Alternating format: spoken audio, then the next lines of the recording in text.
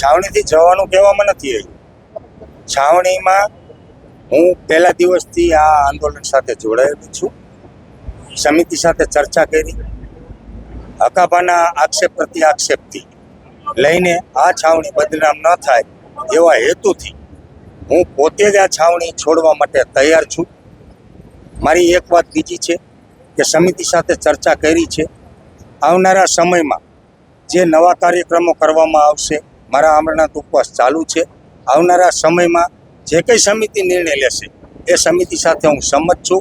જે કંઈ નિર્ણય લેશે એ મને શિરોમાન્ય રહેશે। આવનારા સમયમાં ગુજરાતના પ્લેટફોર્મ ઉપર જ્યારે આપણે મૂવમેન્ટ કરવા જઈ રહ્યા હોય તો ગુજરાતની મોટી કમિટી બનશે અને એ કમિટીમાં હું સામેલ રહીશ।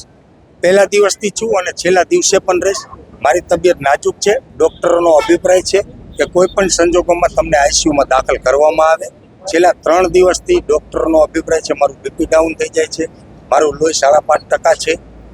તો એ સંદર્ભે મારો પણ નિર્ણય છે કે મારા હિસાબે આ ખેડૂત ભાઈઓની જે યુનિયન અને તાકાત થઈ છે, આખા ગુજરાતના ખેડૂતોએ જે સમર્થન આપ્યું છે અને સરકારને ઝુકાઈ છે, ક્યાંક ને ક્યાંક સરકાર ઈચ્છે છે કે આ છાવણી વિખાઈ જાય, આ છાવણીનું ઉઠમણું થઈ જાય અને આ આંદોલન વિખાઈ જાય। પણ હું નથી ઈચ્છતો કે આ છાવણીને કાંઈ પણ આંચ આવે એવા હેતુથી, એવા આશ્રયથી હું પોતે જ આ છાવણીમાંથી આક્ષેપ પ્રત્યાક્ષેપના હિસાબથી હું આમાંથી હટી જાઉં છું અને હોસ્પિટલાઇઝ થઉં છું।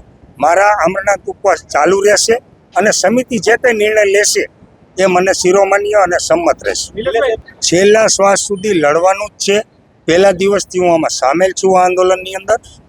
મારી તમને ત્યારે પણ મેં કીધું હતું કે હું તમને લાંબી બાઇટ્સ નહીં આપી શકું કે 1 to 1 નહીં કરી શકું, કારણ કે મારી શારીરિક ક્ષમતા, મારી ઇમ્યુનિટી નથી। આજે 17મો દિવસ મારા ઉપવાસનો છે, અહીંથી સીધું જ મારે આઈસીયુમાં જવાનું છે। તો મારી વાત આજે પણ એ જ છે કે પહેલા દિવસથી છેલ્લા દિવસ સુધી લડી લેવાનું છે। હું આઈસીયુમાંથી તંદુરસ્ત થઈશ।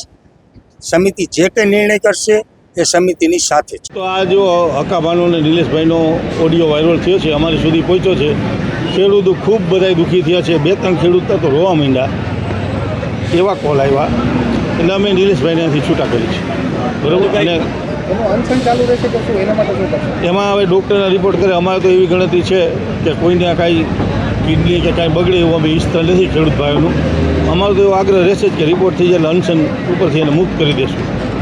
અને હવે અહીંયા આગળ કોઈ પણ કાંઈ ઓથોરાઇટ વગર કોઈ વિડીયો કે કોઈ બાઇક આપે તો એ માંડીને રાખવી નહીં, એ એની પર્સનલ ગણાશે।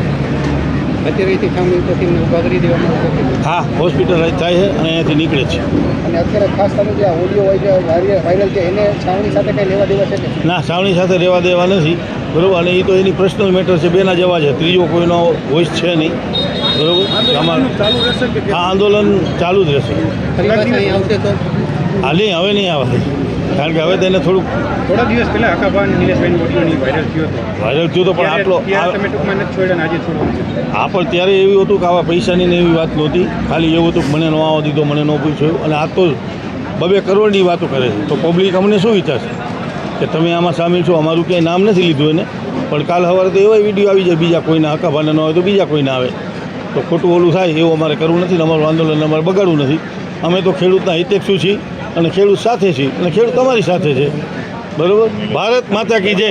2 કરોડની વાત આવી છે, હજી બીજા 25 કરોડની વાત છે તે અત્યારે આવી રહી છે। એ અમારે લઈ અને કમિટી જે છે તે જે લોકો છે તેને ઉપર કેવા પ્રકારના એક્શન લેશે? જો એ અમારી સુધી આવી નથી હજી, પણ આવે અને અમારું નામ હશે તો અમે સ્ટેટમેન્ટ આપશું કંઈક અમારે યોગ્ય લાગે।